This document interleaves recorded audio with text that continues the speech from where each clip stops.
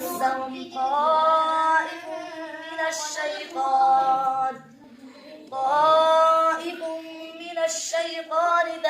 تذكروا فإذا هم مبصرون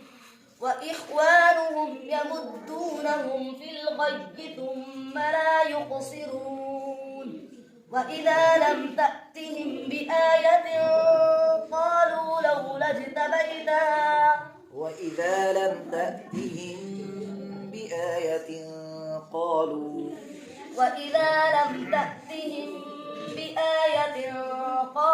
لولا اجتبيتها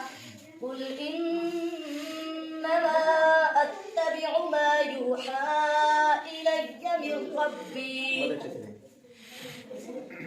إنما أتبع ما يوحى إلي من ربي هذا بصائر من ربكم وهدى ورحمة لقوم يؤمنون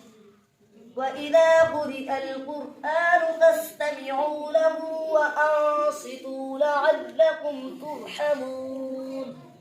واذكر ربك في نفسك تضرعا وخيفة ودون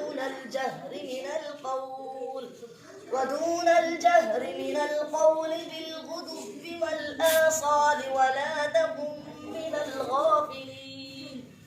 إن الذين عند ربك لا يستكبرون عن عبادته ويسبحونه وله يسجدون صدق الله العظيم.